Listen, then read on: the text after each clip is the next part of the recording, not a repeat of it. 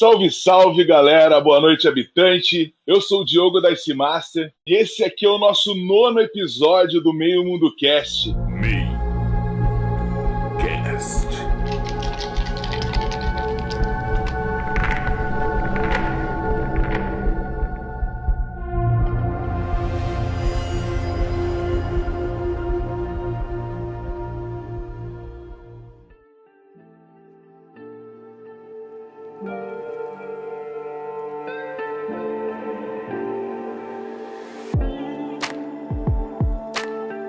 Boa noite, galera, e hoje conosco nós temos aqui uma celebridade entre nós, galera. Nós temos uma lenda do RPG nacional, que é nada mais, nada menos que o senhor Jorge Valpassos. Boa noite, Jorge. Boa noite, e é uma honra, um prazer, uma satisfação estar aqui no Meio Mundo Cast. Eu só tenho de não concordar que eu sou uma lenda do RPG, porque você sabe que se a lenda dessa paixão faz sorrir ou faz chorar, o coração é quem sabe. Sabedoria popular. Comigo também nessa noite, a minha fiel escudeira, minha acompanhante de todos os casts, Jaque Machado. Boa noite, Jaque. Boa noite, galera. Boa noite, Jorge. Pessoal do chat. Pessoal que vai ouvir depois. Pessoal que vai ouvir no seu último suspiro. Meu nome é Jaque Machado e tô aqui louca pra conversar com o Jorge, já que eu conheci o trabalho dele não pelo RPG, mas através da aplicação do RPG e das pesquisas do ResearchGate que ele tem sobre educação e RPG. Galera, então vamos começar esse bate-papo maravilhoso no dia de hoje. Seja bem-vindo ao Meu Mundo Cast, Jorge. Quem é Jorge Valpassos? Como começou o Jorge Valpassos? Então, gente, Jorge Valpassos, ele não é uma pessoa que fala na terceira pessoa, então eu sou o Jorge Valpassos, eu sou um amante, um amador de jogos e narrativas, e antes de falar na minha trajetória com jogos, em educação, em escrita, acho que é importante dizer que eu olho para o mundo da janela de um quarto na periferia do Rio de Janeiro, na Zona Norte, e a primeira coisa que eu vejo aqui ao lado, né, é o Morro do Alemão, aqui no Complexo do Alemão. Nessa região a qual eu nasci e me criei, já saí daqui algumas vezes e voltei, a vida tem idas e vindas, eu enxergo o mundo por meio dessa janela, dessa perspectiva, enquanto uma pessoa repleta de dúvidas e defeitos, um aprendiz constante e que gosto muito do conceito de ser um amante e amador. Amante porque eu efetivamente amo o que eu faço, tanto lecionando, quanto escrevendo, quanto estando aqui, passando bons momentos com pessoas que certamente são incríveis, porque dedicaram algum momento da vida para me ouvir. E eu acho que nesse mundo no qual a economia de atenção é capitalizada, a gente dedicar um pouco de tempo para o que a gente gosta e ouvir outras pessoas, se abrir para isso, né? Já que o jogo é uma abertura e uma partilha, isso é algo fantástico e eu me alimento também disso. Jorge Valpassos é um cara que, além de gostar de falar muito e fazer piadas às vezes um pouco sem graça, é alguém que se emociona e gosta de emocionar. Eu acho que a minha escrita de jogos e escrita de literatura lida com isso. Não apenas no jogo enquanto diversão ou como uma mera ferramenta, mas também como uma oportunidade de você experimentar afetos, sentimentos e emoções. E é em cima de afetos, sentimentos e emoções que teve o meu primeiro contato com jogos de RPG, que eu tive essa experiência no final da minha infância, iniciozinho da adolescência, em uma festa de aniversário. Uma festa de aniversário na qual eu não tinha a menor ideia do que era RPG, eu tava ali uma criança e tal, e era no início do ano, e vi um monte de gente escrevendo numa folha de papel, sentado na mesa. Eu falei, isso é chato. O pessoal tá fazendo dever de casa no meio de uma festa. Eu fui acolhido, cara, de um jeito que foi fantástico. O pessoal mais velho, os primos mais velhos do meu amigo de escola, que ele já jogava com esses primos, mas não trocava muita ideia sobre, chegaram, me viram deslocado, falaram, senta aí, e essa aqui é uma ficha pronta e vamos começar a jogar. A gente jogou naquele dia ali o First Quest, que era a introdução ali do Dungeons & Dragons, e no mesmo dia a gente jogou também uma aventura de GURPS Illuminati. dois jogos bem diferentes, né? E com cenários e regras diferentes, e que, pô, é óbvio, eu confesso que eu não decorei todas, mas eu me diverti bastante. Sobretudo porque a galera queria que eu jogasse, que todo mundo que estivesse ali efetivamente participasse. Foram horas de diversão de uma forma muito, muito agradável. E isso daí mexeu muito comigo, né? Com a criatividade, sempre fui um cara que gostei de ler, e essa questão do gostar de ler também tem a ver com a minha criação, uma vez que minha família nunca teve tanto dinheiro para me dar presente. Livro era uma coisa barata e me incentivavam a utilizar as bibliotecas públicas e da escola, sala de leitura, e era uma coisa que depois, quando mais velho, é que eu comecei a compreender de onde veio tanto incentivo da leitura. Primeiro que meus pais acreditavam na educação como uma forma de transformar o mundo e de ter uma ascensão social. Felizmente eles estavam certos, mas também porque eu sou um espoleta, né? Já quebrei vários ossos do meu corpo, fratura exposta, e era um jeito do garoto ficar quieto, né? Porque eu era um pouco complicado na minha infância, eu era meio que um menino pestinha, e quando ele tá quieto lendo, já deixa um pouquinho quieto ali a criança. Também tem outras coisas também, para tirar um pouco também do foco de ficar o tempo todo na rua. Tinha um aliciamento pro tráfico de drogas, essas questões todas. E aí o RPG uniu, né, a questão dos jogos, que eu sempre curti, com a ideia da leitura e da escrita, né, tanto na imaginação e nisso tudo. E nesse ínterim a gente começou a jogar na escola, com um grupo, e aí a vida vai fazendo com que eu tivesse encontros e desencontros com jogos até me transformar num profissional na área. Acho que a grande chave, né, a virada, foi na minha graduação em História. Eu sou professor de História da rede estadual, leciono no Colégio Estadual Olga Benário Prestes, aqui perto de casa. Eu vou a pé ali, no Morro do Adeus. E quando eu me formei em História, eu comecei a pegar disciplinas eletivas de pedagogias ativas, né, educação lúdica. Peguei as eletivas no Museu Nacional, com a galera ali do mestrado, e nas atividades de extensão do museu ali da Quinta da Boa Vista, aquele que infelizmente teve um incêndio e tal, e tinha um laboratório excelente ali de pedagogia lúdica. E daí, pós-graduação, pesquisa, segui desenvolvendo mais para essa área. Comecei a fazer ocupações de equipamentos culturais aqui no Rio de Janeiro e trabalhei como funcionário do Estado na Rede Degase, que, por exemplo, em São Paulo é a Fundação Casa, para socialização de adolescentes e crianças em conflito com a lei.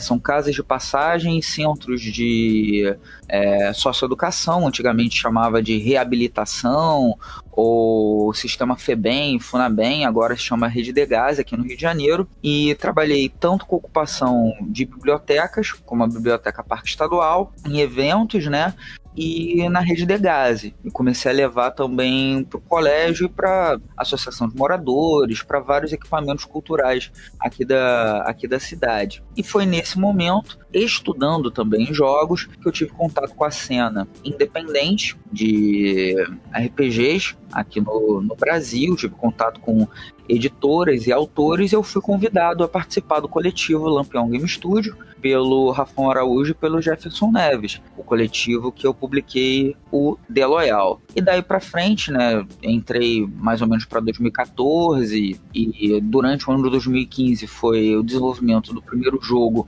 comercial, que é o The Loyal. Tive a publicação também do Sarjeta Serena e Solidão, e já são 7 anos publicando diferentes jogos de RPG, desenvolvendo sistemas, fazendo palestras, oficinas, trabalhando com também capacitação de docentes. Então são várias atuações. Mais recentemente, nos últimos anos, tenho tirado do papel também de forma editorial algo que eu já fazia de uma forma amadora há algum tempo, que é a escrita mesmo, né? Literatura com contos, crônicas, poesias e romance, que eu também agora estou publicando.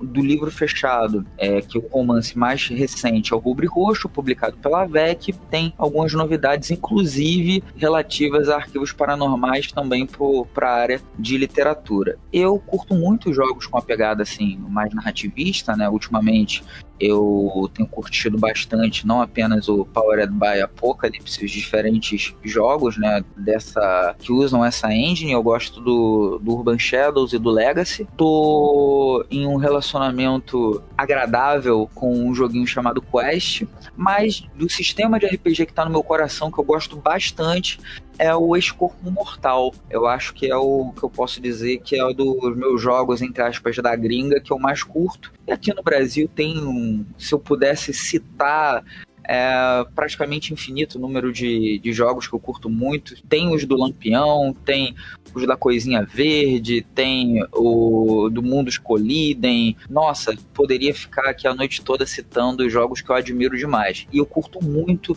não apenas dar moral, mas efetivamente jogar, conhecer, divulgar a galera da cena independente do Brasil, que aqui, pessoal, é fantástico. Eu amo os jogos publicados aqui no Brasil. Sensacional!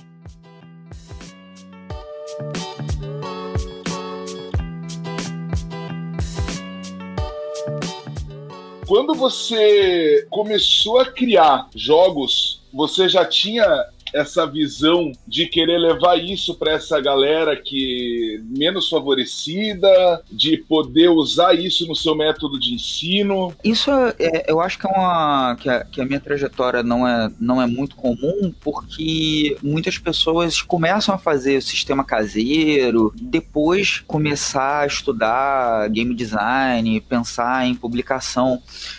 O meu contato com a criação de jogos veio inicialmente por um viés acadêmico. Foi pesquisando as publicações de jogos e a representação de povos originários e de povos afro-brasileiros em alguns jogos publicados aqui no Brasil. Tomei como até estudo de caso Jaguareté, que foi publicado pela Universidade Federal do Paraná, e eu dei uma observada, dei uma estudada, fiz um levantamento no que já tinha sido publicado aqui no Brasil. Santa Cruz, o Raio Brasil, o Era do Caos e vários outros desafios dos Bandeirantes. Então, a minha trajetória para pensar em jogos primeiro veio da pesquisa acadêmica e da possibilidade de aplicar esses jogos em diferentes contextos educativos. E aí é aquilo, eu precisava de um arcabouço teórico, eu precisava de um ferramental para decodificar essa linguagem que é o jogo de RPG. E aí eu comecei a pesquisar e a estudar game design para conseguir me levar para a sala de aula e para outros contextos.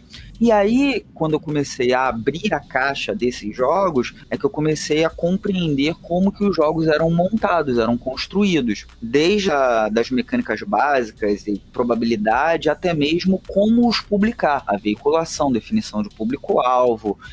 E aí, felizmente, eu tive a oportunidade de lidar já com conceitos que UX, né, User Experience, algo nesse sentido, que eu fui vendo que, poxa, legal, agora eu entendo como isso aqui funciona. E foi justamente no mesmo momento, que já que eu estava tendo contato com a comunidade independente de jogos e pegando esses jogos para levar para esses contextos, que eu recebi o convite para entrar em um coletivo de criação de jogos. Então eu tinha sim as minhas aventuras, eu tinha ali algumas regras da casa, mas eu nunca fui aquele cara que eu tenho um sistema de RPG e tal. Não, isso veio depois. Primeiro eu estudei, conheci a cena e veio de uma forma natural. Agora, respondendo sobre o fato de sempre teve no meu horizonte tá oportunizando pessoas que às vezes não têm acesso a um manual mais caro ou não sabem nem o que era um jogo de RPG,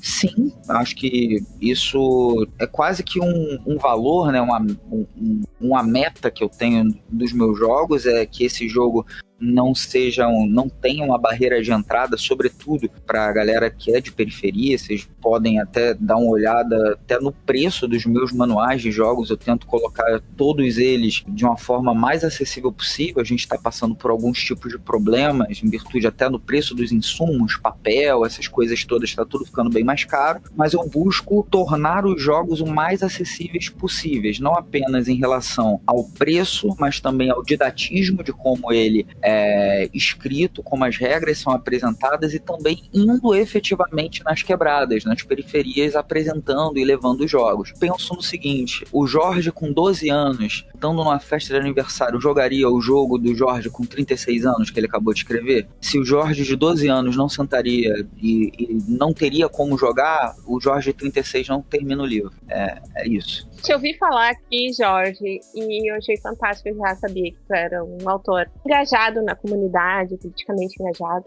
né? E você fala com muito carinho desse seu contato com a comunidade, né? Um olhar sobre a vida e também sobre trazendo problematizações, né? Sobre o nosso sistema utilitarista e o corpo sensível da comunidade. O RPG é visto por muitos assim como uma ferramenta de escapismo, né? Como que você transita entre o real e o imaginário? E quais são os porquês e posicionamentos que te constituem, Jorge, autor de RPG? Olha, vou começar pela segunda, para depois ir para a primeira. Eu me coloco no espectro à esquerda. A gente pode, se gostam de rótulos, né, seria considerado um anarcocomunista, e isso significa que eu não considero a desigualdade social como algo intrínseco ao ser humano. Não é algo natural, é construído por meio de estruturas de exclusão e de concentração de poder e renda. E eu acho que isso tem a ver com a minha trajetória e com a minha leitura sobre o mundo.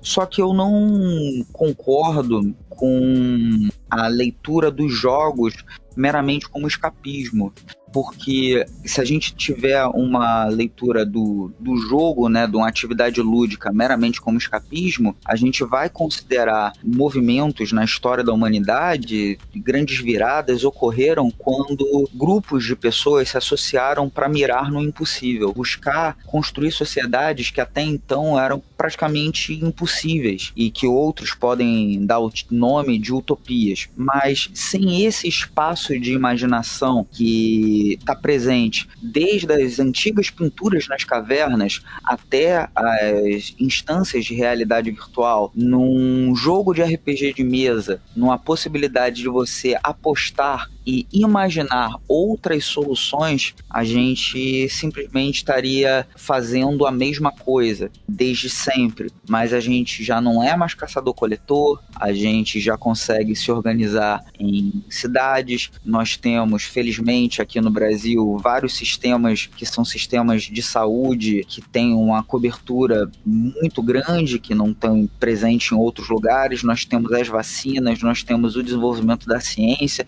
e nós temos muitas das expressões da humanidade que começaram no rabisco, no improviso, no desenho do inalcançável. Alguém chegou e imaginou um mundo diferente para ter as revoluções liberais, né? Tanto a independência dos Estados Unidos, quanto a Revolução Francesa, quanto a Revolução do Haiti. Então, são pessoas que miram no impossível para transformar o mundo. Eu acho que as atividades lúdicas, o jogo, a prosa, a inventividade, uma costura, uma pintura, tudo isso são formas da gente exercitar o que talvez efetivamente nos faz humanos.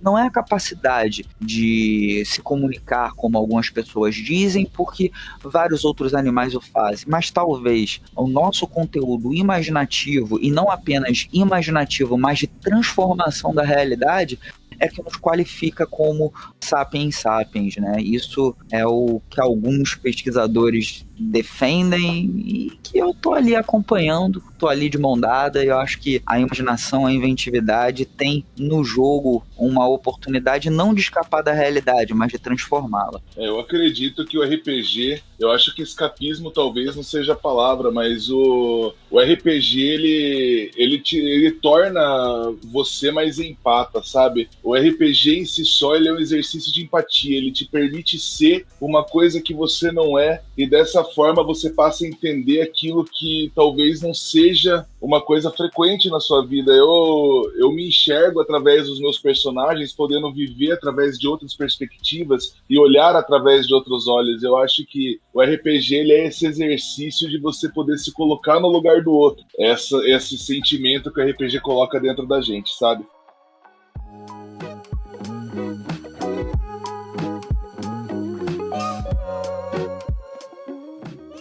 a gente estava falando aqui de criação de sistema, né? Qual o trabalho dá a criação e balanceamento de um sistema próprio? Olha, essa pergunta é excelente. Eu acho que muitas pessoas ficam super preocupadas com a questão mais da matemática em si, né? Pensar em probabilidades. Às vezes tem muitos questionamentos sobre qual seria o melhor tipo de rolagem de dados, e pensa inclusive nos próprios dados na hora de determinar quais os atributos e como serão feitas as rolagens, e pensam muito sobre o balanceamento. Ainda que eu seja uma pessoa formada em história, eu digo antes de mais nada, para quem está criando um jogo, pegar mais leve na parte da matemática, que eu noto em fóruns uma questão às vezes muito focada, não apenas no balanceamento mecânico, que a gente vai pensar, vai até discutir o que é esse balanceamento, mas sobretudo pensando em probabilidade, o sistema é justo, o sistema não é justo. O que eu costumo pensar, gente? Vamos ver, antes de mais nada, se o carrinho de compras vai aguentar o peso das compras todas que você está pensando em fazer. Porque se eu não tenho uma boa lista de compras, aí eu vou fazer as compras erradas. Então, para a gente pensar em um sistema, eu dou um passo atrás e penso que o primeiro passo a ser feito é criar uma boa lista de compras, ou seja, um bom projeto. E com esse bom projeto, a gente vai determinar até mesmo se o tal balanceamento é tão fundamental, se há uma necessidade tão grande para a gente pensar na probabilidade, nas estatísticas, ou até mesmo se o seu jogo não pode ser resolvido por outras mecânicas, seja mecânica de gerenciamento de recursos, apostas, ou até mesmo não haver necessariamente um elemento de aleatoriedade no seu jogo, mas só de tomadas de decisão. Então, nesse caso, o que seria a lista de compras? A definição do escopo do teu jogo, a definição do projeto. Antes de mais nada, é pensar qual seria a temática do seu jogo. Se houver um enfrentamento constante entre personagens, o balanceamento para o combate vai ser algo que vai ganhar muito relevo, porque grande parte da experiência do jogo está no combate. Eu vou pegar aqui um exemplo da minha ludografia. É comum em muitos jogos ter muitas páginas e muitos elementos do jogo e das mecânicas voltadas ao combate. Vou pegar aqui um exemplo que é o Arquivos Paranormais. Arquivos Paranormais é um jogo que tem parágrafos dizendo: esse jogo não é voltado para combate. Ele tem formas de você resolver o combate, mas o foco central dele é a aquisição de pistas e como essas pistas recolhidas impactam no desfecho da história, porque é um jogo de investigação. Então, se você define sobre o que é o jogo é de investigação. Vou desenvolver o meu sistema de regras em torno disso. Beleza, eu já defini o meu escopo, ou seja, já fiz a lista de compras, aí é o momento de eu ir até a feira ou até o mercado. Quando você chegar lá, você tá vendo que uma moça do seu lado, na hora de escolher um determinado produto, uma manga, por exemplo, ela apalpa de um jeito e ela já sabe escolher o que é bom, o que é ruim. Então aí entra o estudo do estado da arte. Como outros jogos que lidam com o mesmo tema que você está querendo lidar, investigação, viagem no espaço, qual é a solução que os outros jogos utilizam? E aí eu não estou falando para você copiar, você estudar. Por que eu estou falando esse preâmbulo gigante antes de falar efetivamente do balanceamento e da estatística? Porque muitas vezes a gente coloca no nosso projeto de RPG, e é uma falha muito grande, sobretudo no desenvolvimento independente, uma série de mecânicas e de preocupações que fazem parte dos RPGs mainstream, mas que são excessivos para um jogo que é mais focado, para um jogo que é independente. Por que eu preciso, em um jogo sobre viagens espaciais, ter uma regra sobre mineração de mercúrio no século XIX? Não faz sentido. Por que eu preciso colocar em um jogo que se passa numa sociedade ágrafa, né, que não tem nem escrita ainda, regras sobre hacking, de você hackear um computador? Não faz sentido. Então, esse tipo de coisa eu só vou conseguir definir e recortar e colocar no meu jogo apenas o que ele efetivamente precisa se eu fizer esse estudo prévio, definir sobre o que é o jogo, o que os personagens tipicamente farão. Imagina, antes de começar a escrever o jogo, como que vai ser o jogo jogado na mesa. Olha, esse jogo vai ser um jogo que os jogadores vão trocar mais informações, ou então que vai ter uma narrativa compartilhada, ou que vai ter muitas rolagens de dados, ou vai ser uma pegada mais de interpretação, vai ser um jogo que vai apelar mais para um elemento aleatório, vai ter alta letalidade, baixa letalidade. Aquele brainstorming inicial vai te ajudar a definir onde que você vai se dedicar mais ou menos. Aí sim, na definição da probabilidade para as rolagens de dados, caso você utilize os dados, mas você também pode usar cartas, tem sorteios dos mais diferentes tipos. Aí que você vai começar a balancear o seu sistema. Porque se a gente estiver falando de uma forma genérica em balanceamento, vem na nossa ideia, é comum pensar em combate. Mas, às vezes, quando a gente está pensando em balanceamento, não tem a ver com combate, tem a ver com sucesso. Você pode estar pensando em balancear também a sua curva de evolução, caso o jogo tenha progressão de personagens. Porque às vezes o jogo é pensado em balancear e ter uma matemática bem acurada simplesmente para uma situação de conflito. Mas a gente tem que pensar no jogo de uma forma sistêmica, né? Não é à toa que o nome do sistema é sistema. Então, é por isso que a gente não tem que pensar simplesmente numa rolagem de dados, mas será que o jogo está balanceado para a velocidade de progressão, de ascensão de poder que o seu personagem vai ter em uma campanha? Será que esse jogo precisa ter evolução de personagem? Por que eu digo isso? Porque há muitas histórias que o personagem não fica mais forte. Por exemplo, as histórias pulp, a gente não tem a ideia do personagem ficando mais forte ou tendo espada mais mágica ou algo nesse sentido. A gente vai ficando mais experiente, mas isso não significa que essa experiência vai ser transposta para superpoderes ou mais habilidades. Se a gente pensar em um herói pulp super conhecido, o Conan, ele tem mais de 20 anos na sua trajetória, desde pirata até Conan Rei e tal, etc. E isso não significa que ele vai, quando tá mais experiente, ele vai ficar 5 vezes mais forte ou 10 vezes mais forte do que quando ele era mais novo, mas que ele tem ali um tanto mais sagacidade, mas isso não é transposto, entre aspas, para uma ficha de personagem. Então, quando a gente pensa em balanceamento, sim, é algo muito importante, mas a gente tem que pensar no o que a gente está querendo balancear. E por muitas vezes, o não balancear, ou entre aspas, o deixar, vou fazer esse termo como uma provocação, injusto, é parte do design do jogo. Vou dar um exemplo, que é um exemplo de jogo digital que é super conhecido por, entre aspas, esse desbalanceamento, entre aspas, mas que é parte da proposta do jogo. Dark Souls. Nem o Dark Souls. Olha só, uma coisa assim um pouco mais velha. O Resident Evil, aquele Resident Evil 1, 2 ou 3. Aliás, o 1 logo, primeiro. Tem um inimigo chamado Hunter, que ele é um misto lá de um réptil com o T-vírus e tal, etc.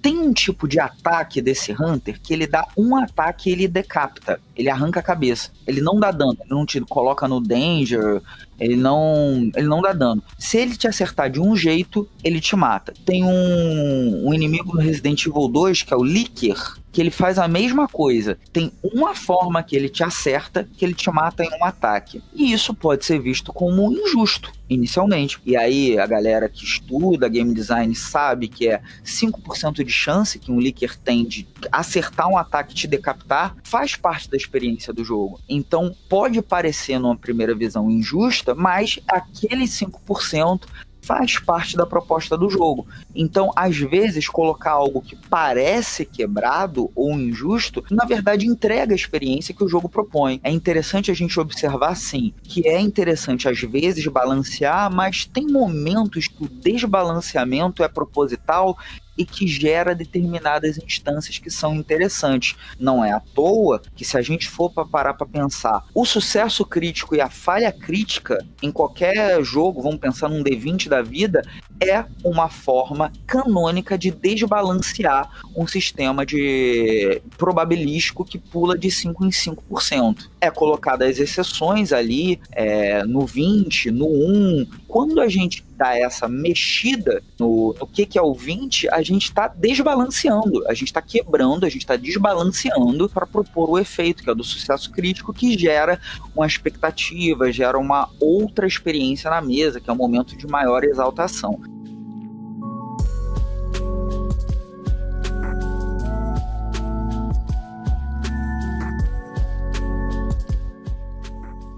E, cara, como que você enxerga o termo RPG nacional? E se você acha também que dentro desse conceito de RPG nacional existe um preconceito em cima desse termo por causa de jogos famosos que vêm do exterior? Nossa, eu tô num momento assim, né, que tá sendo incrível. Eu acho que a gente teve um cenário aqui do RPG nacional a partir de 2011, um crescimento incrível, né? Sobretudo com as plataformas digitais, financiamento coletivo também, ter o contato, né? Tanto com diferentes criadores de conteúdo, seja podcast, seja streams.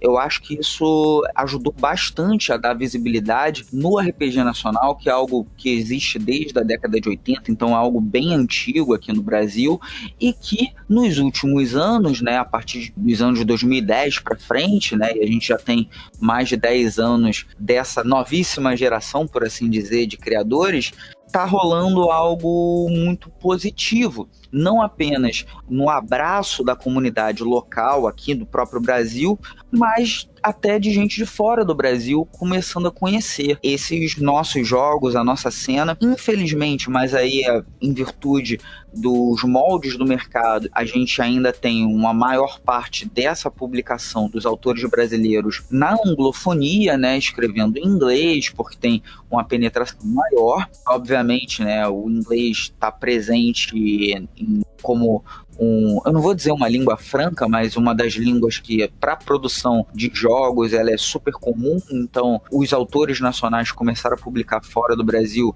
já estão tendo muito reconhecimento. A gente já teve Enes para autor nacional, o último, né, que rolou, teve a premiação do Diogo Nogueira, que ganhou Enes com Aventura, já é um autor que está consolidado, já participa de eventos lá fora já há algum tempo, já publica aventuras para vários RPGs consolidados. A gente tem autores nacionais que estão publicando dentro de grandes empresas textos de autores nacionais. Agora vai sair o Guia do Jogador para o Vampiro à Máscara, 5ª edição. Também tem trabalho de autor nacional já apontado também, acho que para o Hunter, né? Então a gente tem não apenas a projeção dos nossos autores fora do Brasil, a gente tem vários, falei do Diogo Nogueira, tem o Thiago Rosa, tem a Lívia Von Sucro, que foi publicada pela Pelgrand Press, na coletânea Feminismo, só de jogos publicados por mulheres e com temática feminista, uma coletânea lá pela editora que publica o Rastro de Cthulhu e vários outros jogos, que é uma editora britânica, né, que é a Pelgrand Press.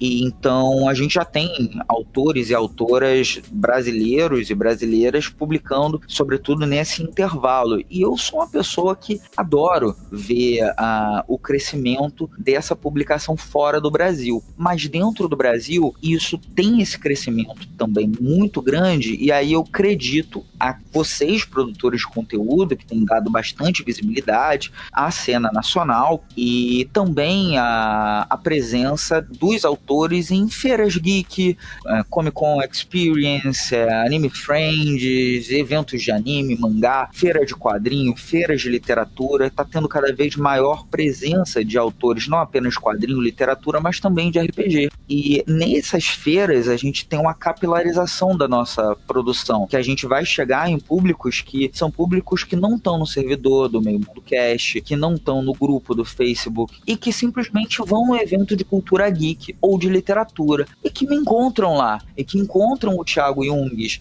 e que encontram o Rafa Lima. Então a presença dos autores nesses eventos também gera não apenas o fato de, olha que legal, eu vou comprar aqui porque é um RPG nacional e é para apoiar a cena, mas quando a pessoa joga, quando a pessoa pega, quando a pessoa vê e fala, cara, esse produto é bom, e muitas vezes é o primeiro produto de RPG que ele tem contato. Então a gente tem essas diferentes frentes essas que são somadas a frentes de acessibilidade. A gente tem um acordo, né, umas boas práticas do Lampião, que é mais de 70% dos nossos títulos serem livres, né? Pague quanto quiser, até de graça. Você baixa o jogo e pode jogar gratuitamente.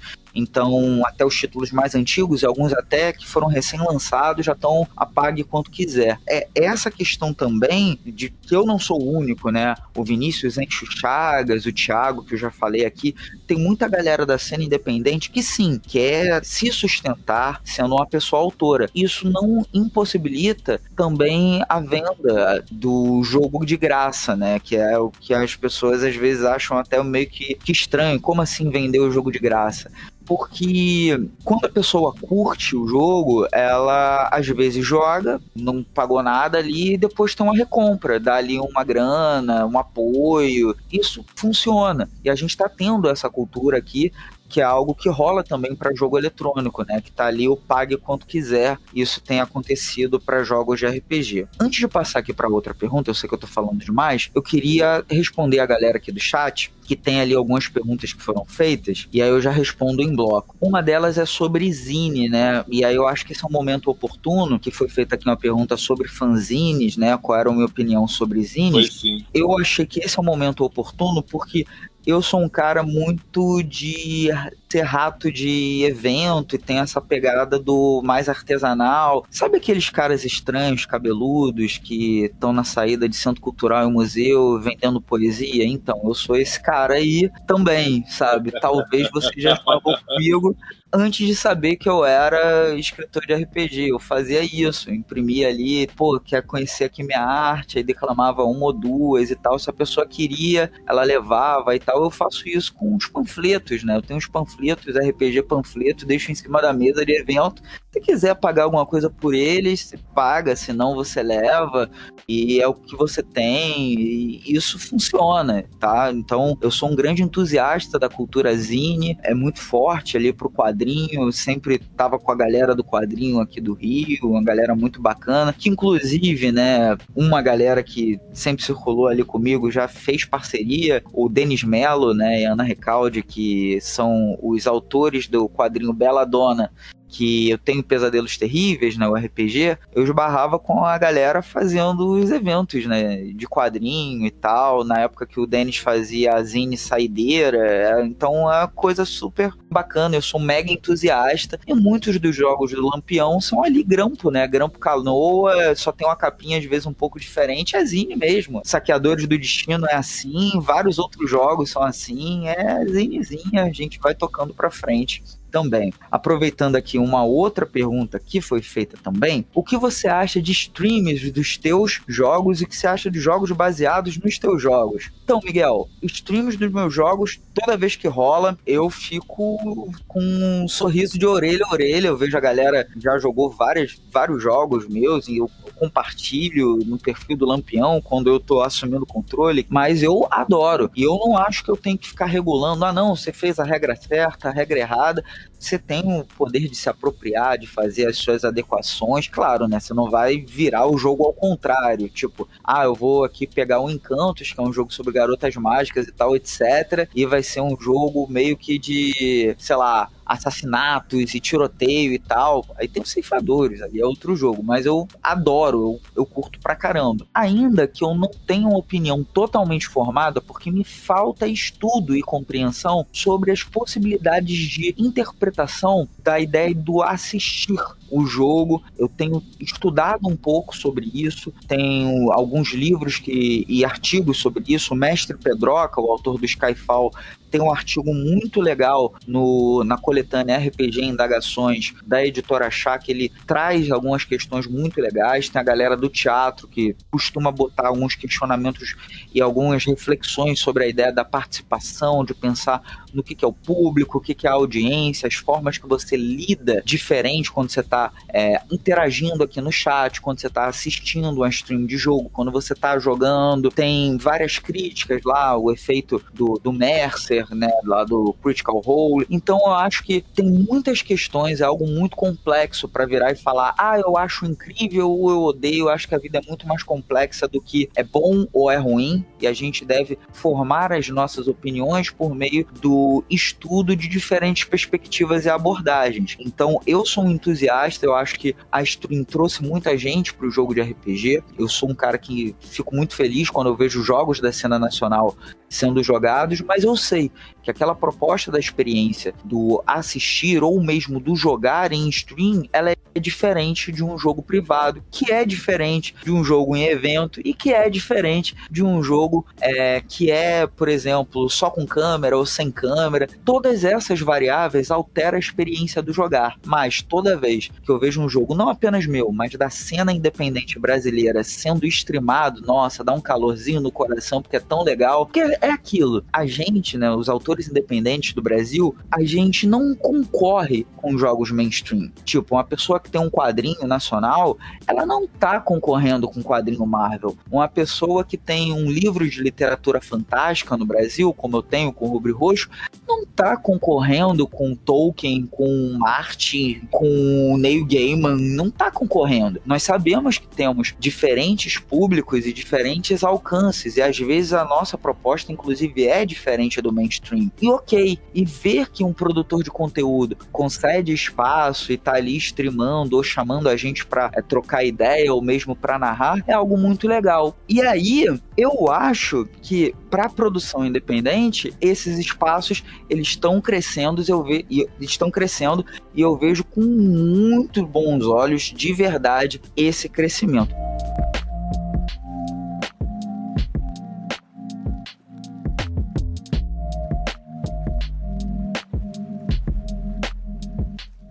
Fora esse termo que você falou do que dá mais dinheiro, do que não dá mais dinheiro, mas existe um preconceito de jogadores em cima do termo RPG nacional?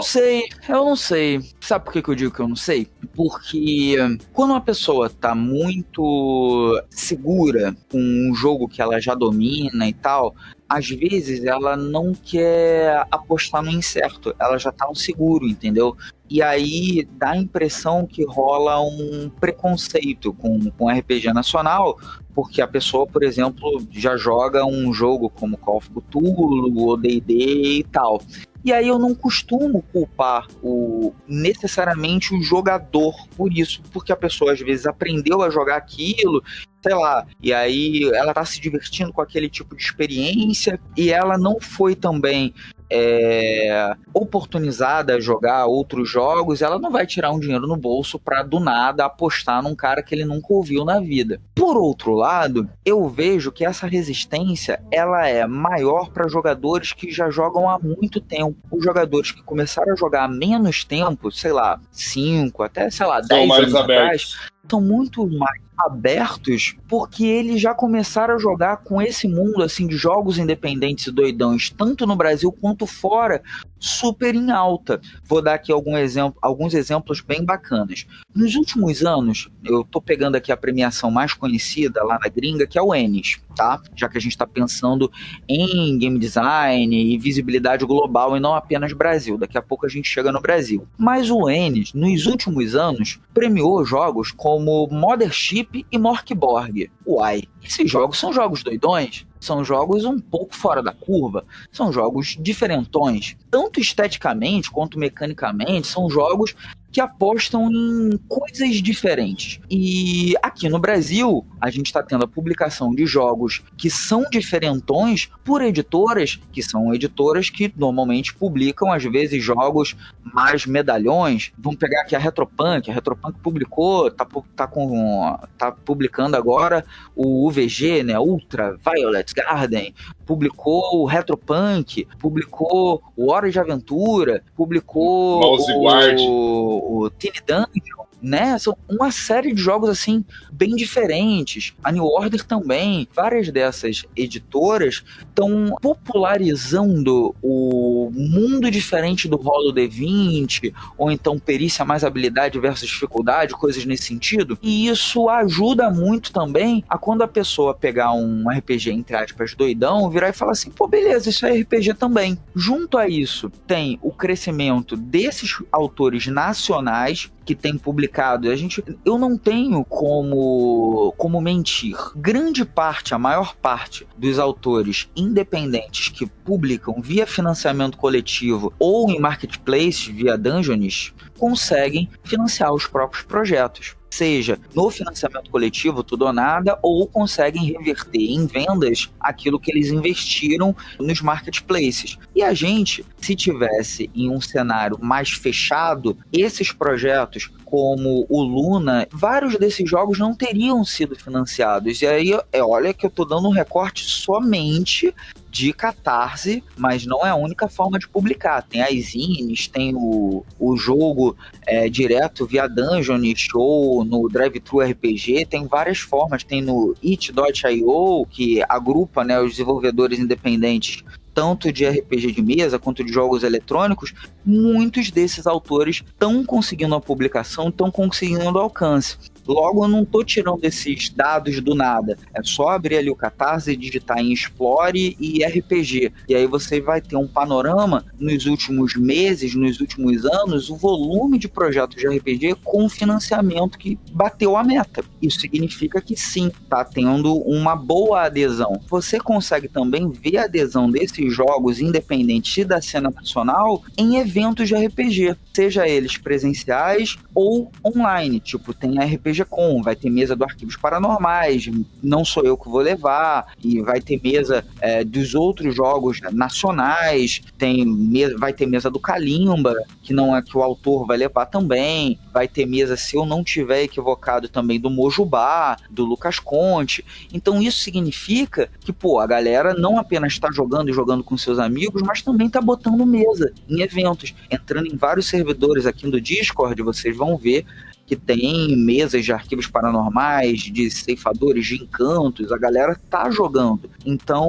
sim, a gente tá tendo um retorno muito bacana para esses autores aqui da cena nacional, sim. Muito legal, cara. E vamos continuar nesse papo e ainda focando no RPG nacional. Você acredita que a perspectiva do RPG nacional, esse crescimento que vem vindo ao longo dos anos, a gente vai ter mais portas abertas, tanto na educação como em forma de terapia, para que o RPG seja usado nessas plataformas para que seja um meio de comunicação e um meio de ajuda para as pessoas, assim? Olha, o RPG ele já é utilizado, né, tanto em diferentes contextos educativos, né, enquanto pedagogia ativa, ainda que eu não seja da área de letras, literatura, e também não sou da área de teatro, tem inúmeras habilidades e competências para estar mobilizando, seja em artes performáticas, quanto em questão de escrita. Inclusive, até aproveitando que a galera do chat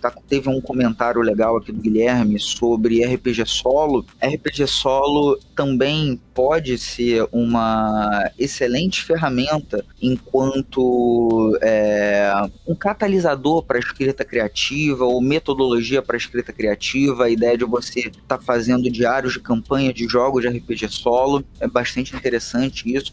Tem jogos, inclusive, que são journals, que você meio que faz de diário jogando, é bem bacana. Para a área de educação, para além dessa questão assim mais pragmática de você, vamos lidar com cartografia para geografia, então daria para fazer uma aventura de RPG, a mesma coisa para história, pensar em uma aventura passada em algum recorte histórico. Também a gente tem que pensar que quando a gente está numa sala de aula, quando a gente está em um contexto educativo, não se apenas ensina e aprende um conteúdo, mas também os elementos de socialização, de gestão de conflitos, da cultura da paz, vários elementos até mesmo para pensar em questões socioemocionais. E aí fala-se também do que você perguntou sobre terapia, que o RPG, enquanto atividade terapêutica, ele tem sido utilizado, seja de forma individual, também de forma coletiva. Novamente, não vou aqui avançar em uma área que eu não domino. Não é incomum a gente encontrar em diferentes canais, seja em podcast, seja até mesmo no YouTube, profissionais, ou seja, pessoal que é formado em psicologia, em psiquiatria e até mesmo em pedagogia, trabalhando, argumentando as potencialidades, até formas de trabalhar de diferentes maneiras, seja de uma forma mais objetiva, jogando uma partida, ou até por meio de psicodrama, né, que é uma metodologia específica. Então, dependendo da área, a gente está pensando, por exemplo, vou fazer aqui um recorte, psicologia, a gente pode trabalhar com RPG numa abordagem mais cognitivista, ou comportamentalista, ou gestalt. Então tem várias abordagens que podem ser trabalhadas por meio do RPG. Lembrando que, antes de mais nada, o RPG ele é um jogo de expressão. Ele é um jogo de palavras, mas ele só acontece se você consegue se expressar. E a terapia, né, ela lida muito com isso, né, com os atos falhos, se a gente estiver pensando em análise, né, a questão de você estar performando, de você estar externalizando uma idiosincrasia, um conteúdo interno, como que você está lidando com isso. Eu apenas coloquei aqui algumas possibilidades, mas eu não sou a referência nesse assunto. Eu posso falar de educação. Em educação, eu já falei aqui de pedagogias ativas, possibilidade da gente pensar tanto na questão de socialização quanto na aplicação de conteúdos por meio de habilidades e competências. Mas, antes de mais nada, lembrar de manter o jogo enquanto um jogo. O que eu quero dizer? Se você é um professor e está querendo trabalhar com filme em sala de aula, você não vai colocar a sua turma numa sala ou no auditório e tocar o filme para preencher tempo só para a galera se divertir ali assistindo o filme e não fazer nenhum trabalho anterior ou posterior com aquilo que foi projetado. A mesma coisa com o jogo. Sim, você vai jogar uma partida de RPG para tratar, por exemplo, no meu caso aqui de história, vamos pensar em uma dessas datas redondas, 200 anos da independência do Brasil. Ok, vou fazer aqui um RPG e que eu vou lidar com alguns conflitos, né? Algumas batalhas que rolaram depois da proclamação da independência. Houve ali resistências em diferentes locais e vamos pensar aqui num RPG sobre essa batalha aqui. Ok, você pode pensar numa leitura normal de um RPG com uma batalha e levar um grid e tal, etc. Só que você pode pensar em diferentes formas para brincar com esse 7 de setembro de 1822. Você pode pensar, por exemplo, que vão haver uma série de fantasmas do passado, né, que vão persistir nesse pós-independência e lidar de uma forma sobrenatural por meio de metáforas com as continuidades que ocorreram pós 7 de setembro. O Brasil se torna independente de Portugal 7 de setembro, mas a escravidão, por exemplo, só acaba em 1888, um ano antes da proclamação da República, uma vez que os grandes fazendeiros eram a base do governo ali do primeiro, do segundo reinado e tal, etc. Sobretudo o segundo reinado, a elite de café e tal. E aí é que vem a grande questão.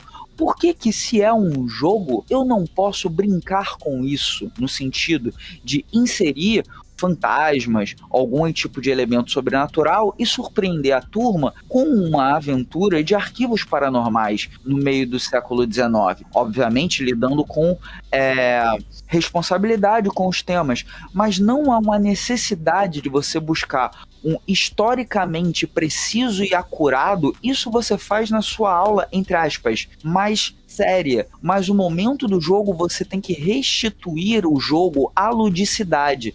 A gente às vezes subestima a inteligência do aluno, achando que o aluno vai achar que se eu levar um jogo de RPG que tem um elemento de fantasia, ele vai confundir a fantasia com a realidade. Eu não vejo um aluno, uma criança, depois que joga Super Mario, dando um soco num tijolo e achando que vai quebrar. A criança sabe que aquilo dali é um jogo e que eu não vou encontrar canos verdes na rua, o cara vai entrar em qualquer bueiro. Não, se você conseguir inserir o elemento lúdico, mas utilizar a sua aula num trabalho posterior para lidar com o que há de fantástico, o que não há de fantástico, você vai estar conseguindo lidar ali com o conteúdo de uma forma interessante, atrativa e sem subestimar a inteligência do aluno. Que vira e mexe, o professor, ele dá uma subestimada, sobretudo quando é fundamental em crianças, tratando a criança como alguém que é incapaz de compreender um elemento assim mais de fantasia, sendo que ela recebe elementos de fantasia o tempo todo.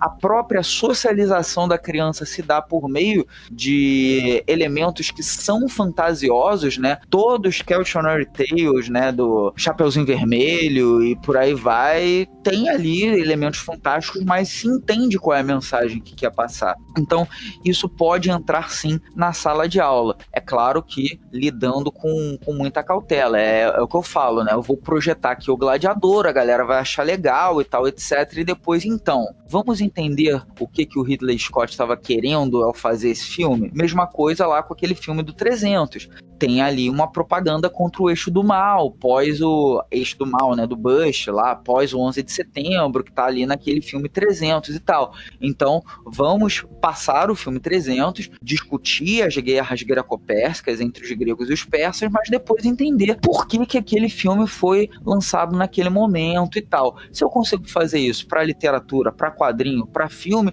eu consigo fazer isso para RPG também, e as crianças, os adolescentes, os adultos se amarram, é bom demais. Show de bola, cara, sensacional. O fato de existir formas de educar que talvez não eram usadas antes, isso daí é um fato que muda a forma de visão que a gente tem hoje no Brasil, porque o pessoal, principalmente o pessoal mais novo, eu sou pai, né? Tenho uma filha na faculdade, um filho que já terminou a escola e um filho no ensino médio. Cara, eles reclamavam, né, de professores sem vontade de dar aula, sabe? E eu acho que eu acho que o fato de você, professor, poder se divertir e você ver os seus alunos entendendo a matéria e se divertindo junto com você, é o gás que dá pra você ensinar. Não digo que tudo tem que virar RPG, mas digo que devem existir formas mais lúdicas pra ensinar, principalmente matemática, que puta que pariu. Saí da escola aprendendo só a contar dinheiro.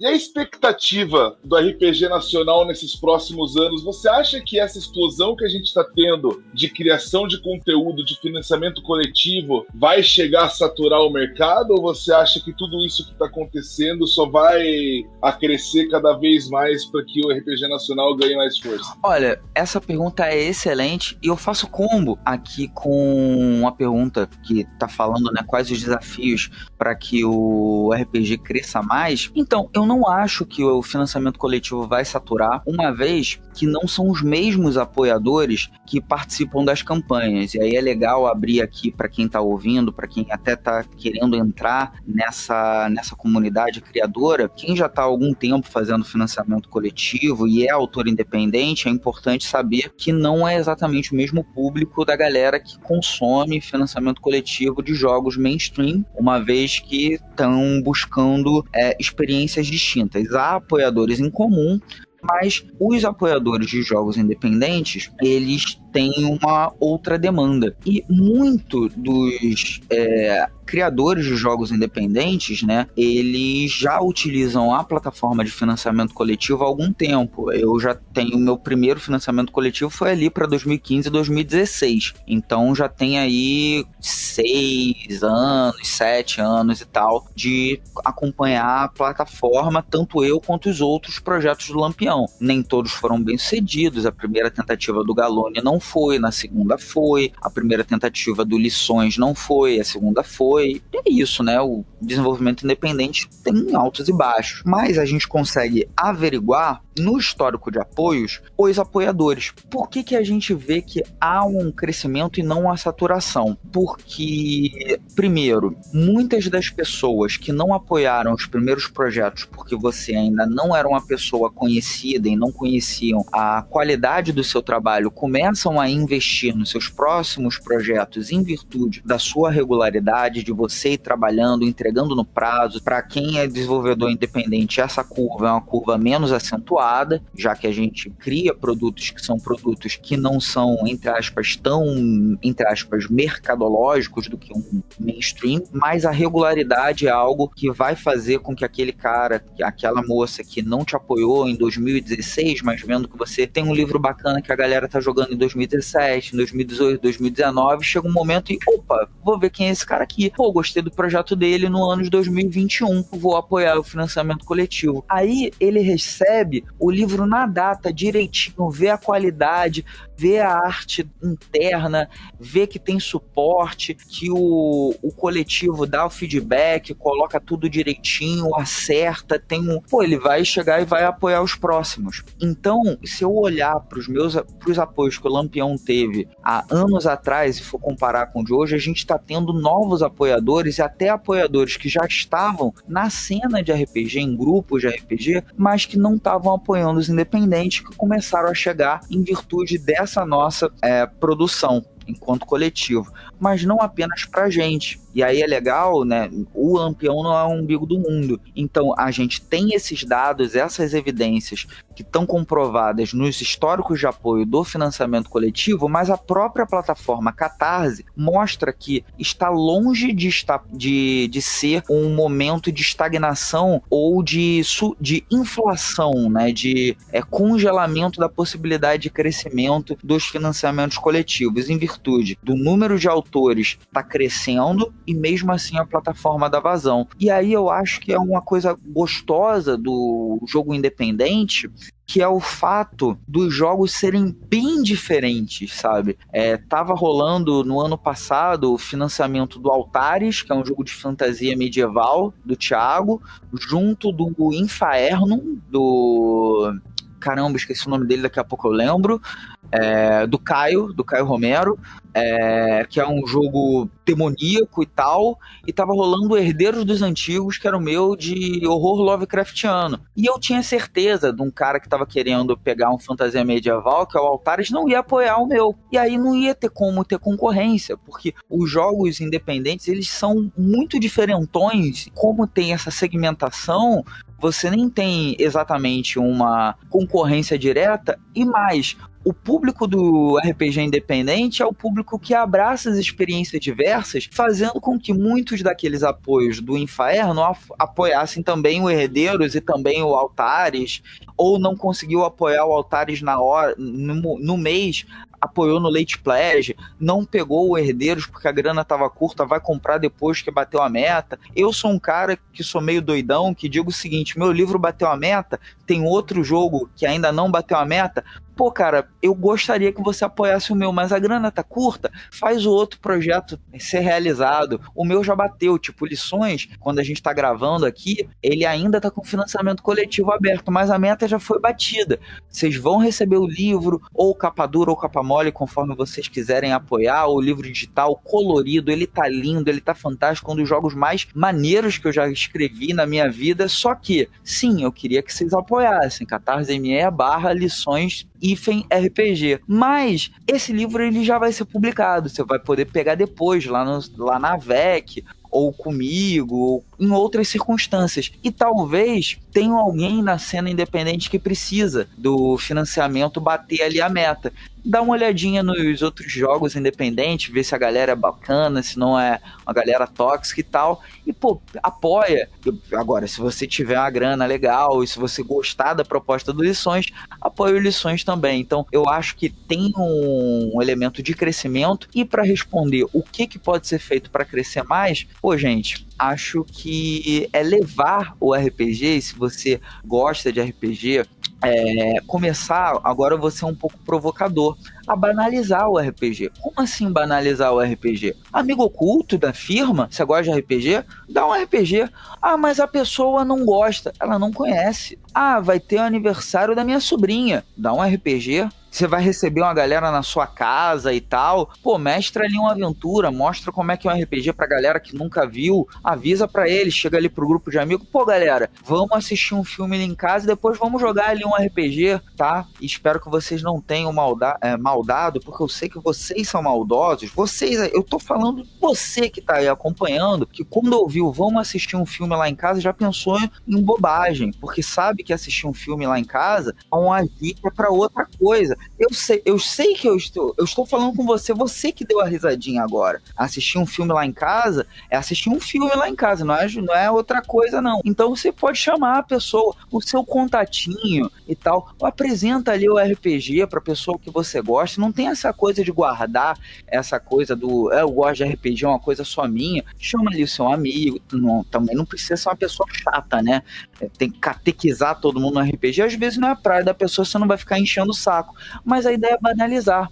Hoje, quando uma pessoa chega na casa de alguém, ninguém olha assim com a cara de meu Deus, o que é isso? Aí você fala, vou te apresentar agora o banco imobiliário. Não, a pessoa sabe o que é o Monopoly, sabe? A pessoa sabe o que é a Uno. Ninguém vira assim, uau, Uno, porque banalizou. Então aí entra uma brincadeira que eu acho que não é responsabilidade exclusiva minha ou de criador de conteúdo, mas de todo mundo que gosta de RPG. É dar RPG de presente, falar sobre RPG, trocar ideia. Com certeza, no mundo dos jogos indies, aqui no Brasil hoje, tem RPG para todos os gostos. Só a pessoa tem que se jogar, permitir se experimentar, que vai dar bom. E só um recado, antes da Jaque fazer a última pergunta. Você, minha esposa, que está escutando esse podcast depois gravado, editado, coisa mais linda que vai ficar, dê RPG de presente pro seu marido, não dê cueca, não dê meia. Olha só! Que conselho bacana que Valpassos deu hoje. Jaque, pode fazer a última pergunta depois do meu desabafo. Abriu assim uma janela na minha vida, no meu passado inteiro. Um vórtex, um buraco negro se abriu na sua mente. O vórtex, quando ele disse, vamos lá em casa ver um filme, agora tudo faz sentido pra mim. Não fazia, eu desconhecia isso. Gente, obrigado, Jorge. Gente, que cabeça cheia de malícia.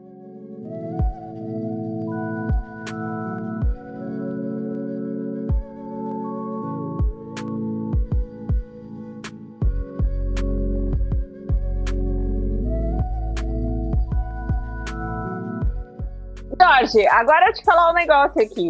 Se você tivesse que convencer a humanidade, eu não tô falando de uma pessoa, falando da humanidade inteira jogar RPG com argumento. Vamos ver se tu é um bom mestre também. Como é que vai sair? Qual argumento você usaria? Convencer caramba, é difícil, né?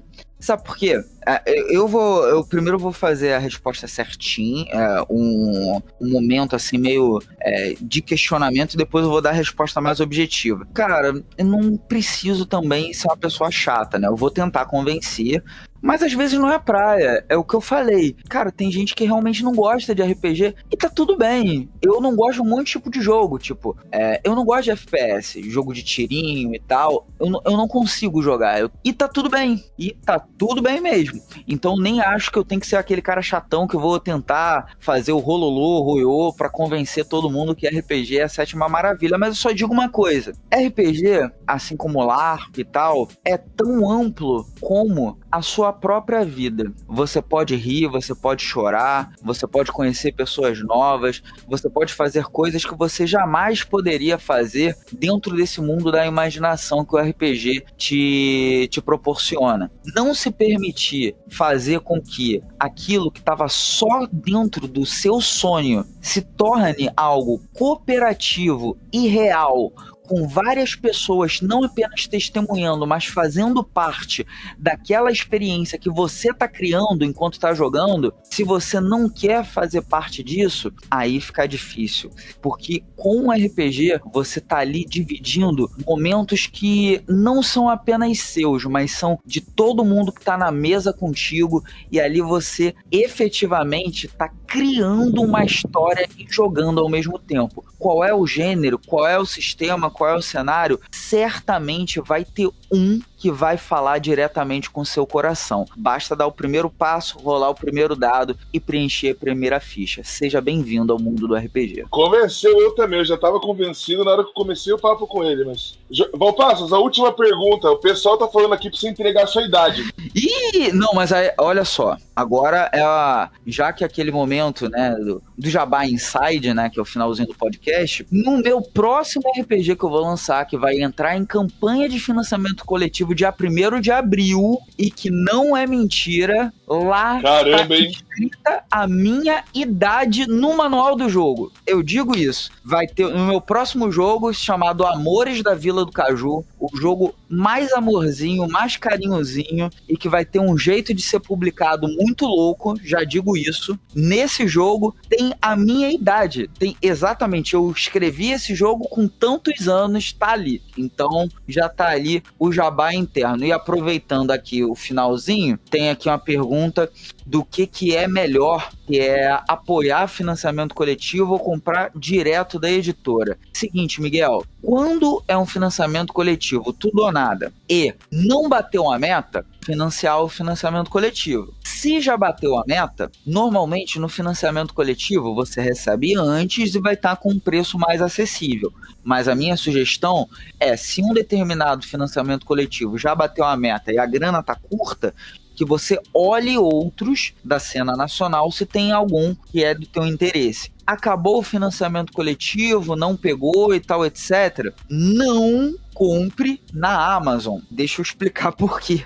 Normalmente, os jogos, os livros que estão à venda na Amazon, as editoras, elas recebem um percentual muito baixo dessa revenda que a Amazon faz. E a Amazon não negocia, ela repassa muito pouco para a editora e muito pouco para os autores. Apesar de muitos dos meus livros estarem na Amazon em virtude da capilaridade global, aqui qualquer pessoa no mundo pode comprar meu livro via Amazon, mas a sugestão é ir no site da editora ou no site do coletivo Lampião, deixar a Amazon para última alternativa, porque o repasse para os autores é muito menor. Então, busque apoiar os autores no Catarse, depois você busca ali as editoras, é tirar o máximo de joelho possível, porque cada joelho, cada revenda, tira uma parte do que seria passado para todo mundo que trabalhou na cadeia produtiva. Por quê? Para a Amazon vender pelo mesmo preço que está sendo vendido na editora, por exemplo, na AVEC ou na Char, e eles vendem no mesmo preço, significa que tem menos lucro para a editora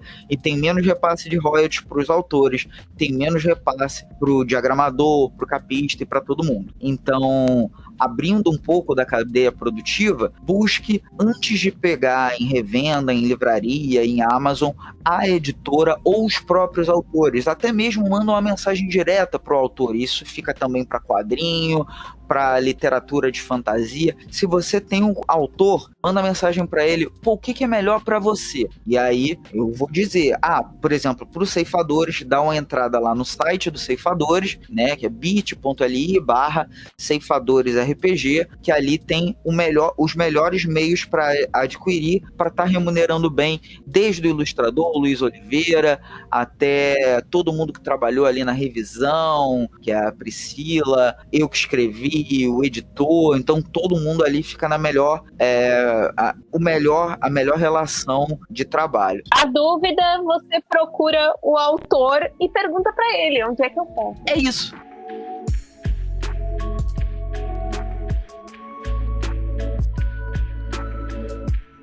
Eu queria agradecer imensamente a sua participação. Jorge Valpassos, você é um cara sensacional. Terminamos esse papo comigo muito mais fã do que quando eu comecei hoje. E, cara, faz o seu jabá, fala onde a gente te acha, fala dos seus projetos. Seguinte, galera, basta seguir Valpacos Jorge, Jorge Valpassos, só que sem cedilha, com Valpassos na frente e Jorge depois.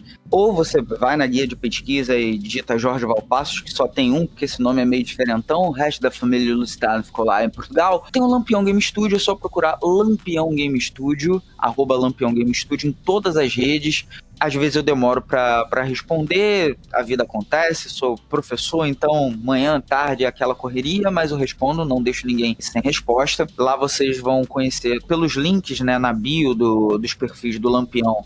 Tem a página com os nossos jogos, tem a loja, tem os jogos gratuitos, dá para conhecer bastante coisa lá. A gente também tem canal no YouTube com partidas, com explicação sobre sistemas, cenários, jogos em desenvolvimento. A gente não tem vídeos toda hora, a gente costuma fazer uns vídeos mais temáticos. E de novidade, no Diversão Offline desse ano, a gente vai ter a entrega, se tudo der certo, e vai dar certo, do Herdeiros dos Antigos, Horror Social e Cósmico. A gente vai ter o lançamento, tarde de autógrafos, aquela coisa, né? Aquela coisa super chique. Vou até comprar roupa nova. O pessoal tava falando aqui no chat, né? Que a gente não... Homem não vive só de cueca, mas eu juro que estarei com a cueca limpa, dentes escovados e tomarei banho no dia para recepcionar você que vai lá receber o seu livro do financiamento coletivo ou o adquirir, o Herdeiros dos Antigos, pela editora Chá.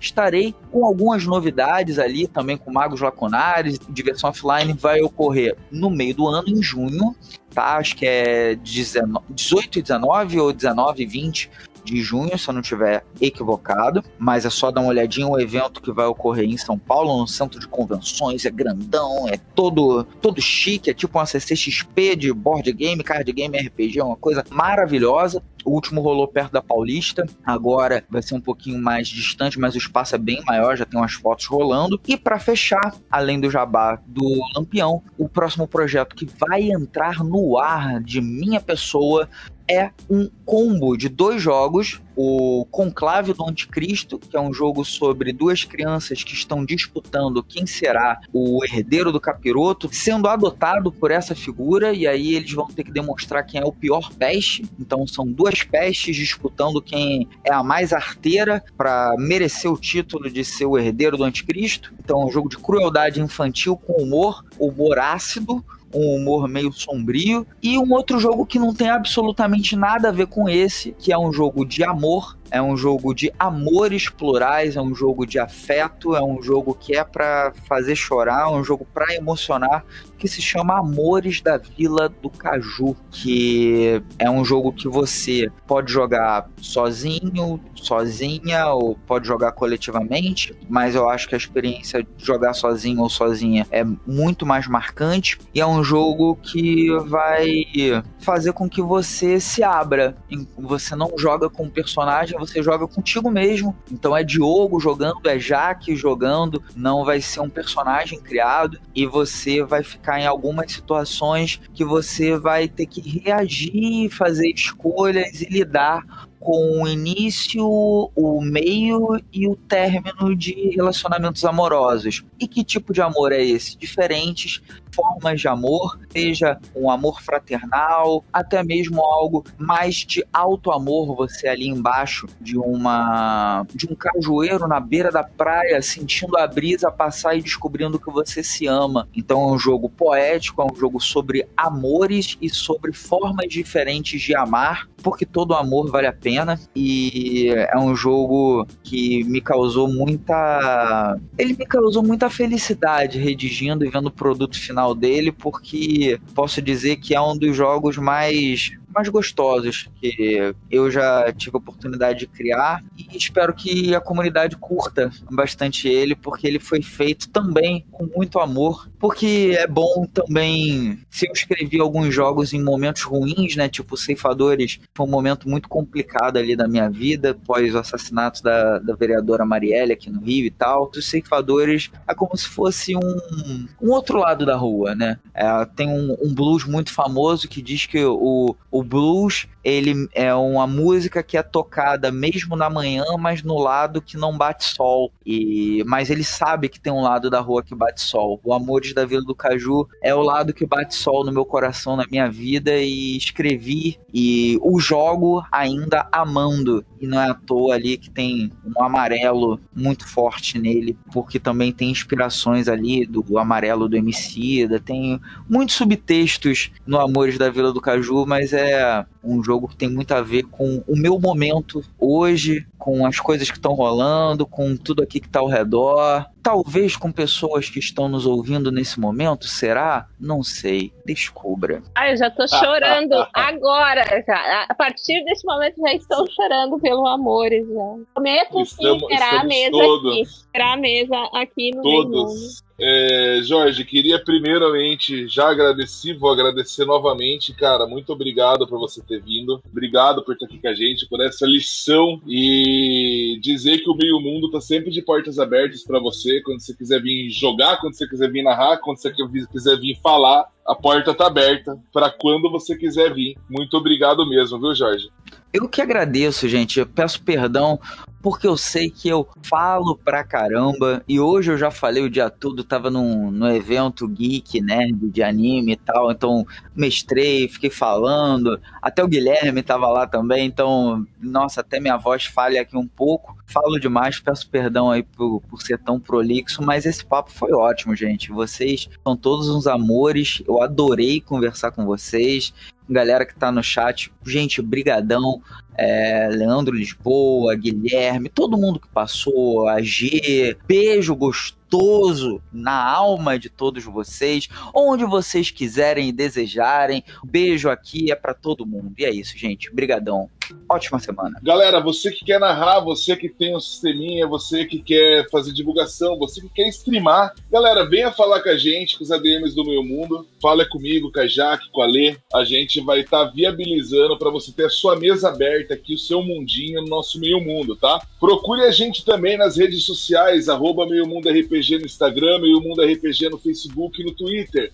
Tá, estamos também aqui no Discord, na maior parte do tempo, todos os ADMs narram aqui, então durante a semana você acaba vendo todo mundo narrando alguma coisa, tá? Se você quiser achar eu ou a Jaque, também estamos no Instagram. Jaque Machado, onde que a gente te acha, Jaque Machado? Quem quiser compartilhar suas escritas, formar um coletivo para publicações independentes e tá querendo aí divulgar o seu trabalho, me procura lá no Instagram, @Jaque Machado Escritora, e vejo vocês por lá. Um beijo no coração. Também estamos no YouTube, em todas as redes sociais. Nos procurem, nos amem, nos amamos, vamos ver filmes juntos. Eu também tô por aqui, galera. Aqui no Meio Mundo RPG vocês me acham sempre. E também no Instagram, @DiogoDicemaster, tá? Essa semana, na quarta-feira, eu estarei em live pela editora Hugging Money, fazendo uma narração de Happy As Apocalypse on the Earth, numa narrativa muito bonitinha, inspirada em Alice no País das Maravilhas. Você que quer ver, dá um pulinho lá na quarta. E galera, aqui a gente se despede, estamos finalizando. Obrigado pela presença de todos, obrigado Valpassos, obrigado Jaque. Valeu, falou, ótima semana a todos e até mais.